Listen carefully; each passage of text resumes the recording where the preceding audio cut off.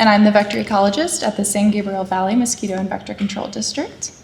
I'm going to start off with some of the surveillance side of the response to the Eaton fire, going into the methods used and some of the findings from the first year after the fire.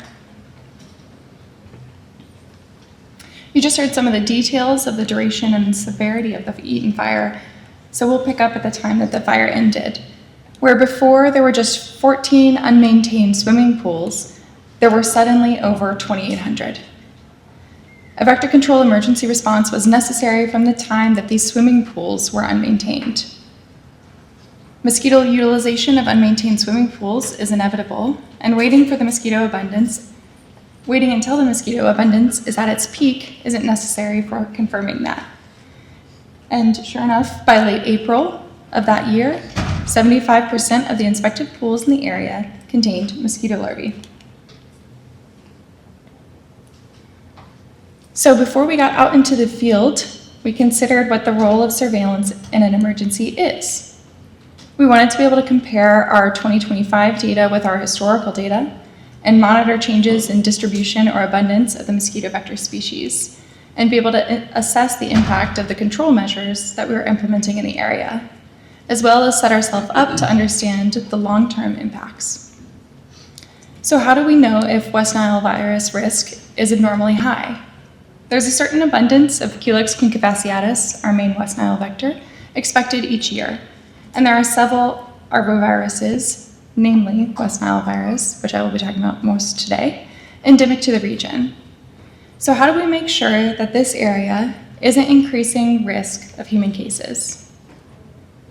Under non-emergency conditions, larval habitat is continuously monitored and controlled. Adults are collected and tested for arboviruses, and West Nile virus incidence in humans is typically low. By comparing our 2025 surveillance data with historical data from non-emergency years, we can be aware of any deviations from the norm as they're happening. That addresses the anticipated impacts of the inevitable utilization of unmaintained swimming pools by Culex quinquefasciatus, but what about the impacts that aren't as easy to anticipate? The effect of the fire on other vector species, particularly our invasive Aedes, isn't immediately clear.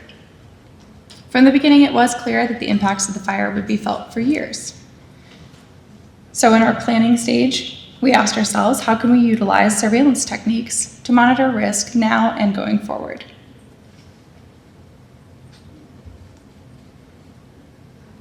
Historically, we had 5 sites that were part of our routine West Nile virus surveillance with years of historical data. These sites were in the affected area, which extended to a half a mile away from the fire perimeter. In the weeks after the fire, there were many group discussions planning the response. A lot of logistical planning was required, which will be discussed in later talks. But in the first week of March, we were able to begin surveillance at these historic routine sites. We began with a single modified reader-style gravitrap placed at each site. Each week, we compared the abundance of Culex quinquefasciatus females from our historic routine sites in the same epi week for the previous 5 years. AMCA guidelines recommend 3 years of historical data at least, but this box plot is a good example of why we opted for 5 years. There's some variation in years, even if they are non-emergency years. Since our goal was to see if abundance was higher than typically expected, we wanted to be able to compare with typical years. Late in the season in 2023, abundance was affected by a tropical storm. So with our historical data and our 2025 data, we used a repeated measures ANOVA to statistically compare abundance from the same historic sites over time. Interpretation focused on whether or not 2025 abundance was higher than previous years. In other words, whether or not it was higher than expected. Each week, the mosquito collections and abundance analysis were shared as a part of our existing weekly surveillance report. This report is made with Power BI using CalServe's API. If you're going to AMCA this year, the district's own Jung Ma will be giving a talk on this, and there will be many talks about CalServe at this conference as well. So the report provided visualizations of the collections data and abundance analysis. It was clearly stated whether or not the week's abundance was higher than expected. and a line graph compared the weekly average abundance in the Eaton area and the rest of the district with the district average. And it also included the collection of other species and site-specific results. These are just some of the examples of the parts of the report, which is shared internally and externally, and is key for communicating the status of our stated goals. To begin tracking the lasting impacts of the fire, we expanded our weekly surveillance throughout the area. 4 additional sites were selected at varying proximity to the burn area. By mid-March, gravid traps were deployed at 2 of these sites on the fire perimeter, but it would be another 2 weeks, so the first week of April, before we could safely incorporate the last 2 sites furthest north in the burn area. In mid-April, we began deploying carbon dioxide-baited BG Sentinels at all 9 sites in addition to the gravid traps. Later talks will go into detail describing the different control methods used in the unmaintained swimming pools. But as more and more of these pools were individually treated in the area, we used emergence traps to directly monitor the effect of the different treatments and to directly demonstrate which species were emerging from the swimming pools.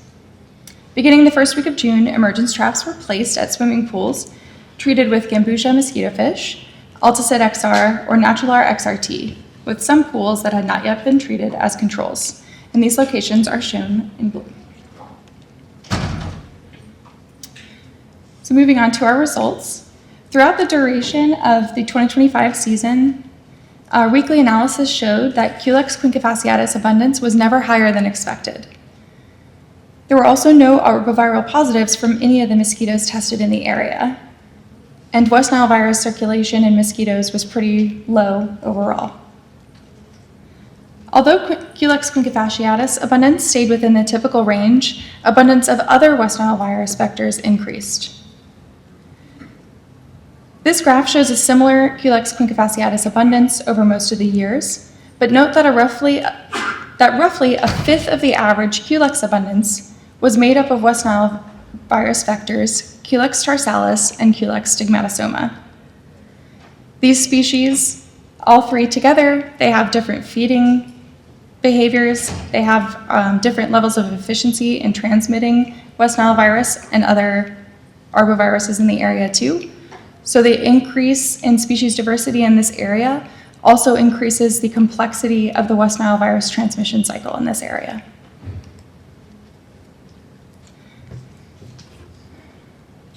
And through all of the different collection methods used, we observed changes in species diversity.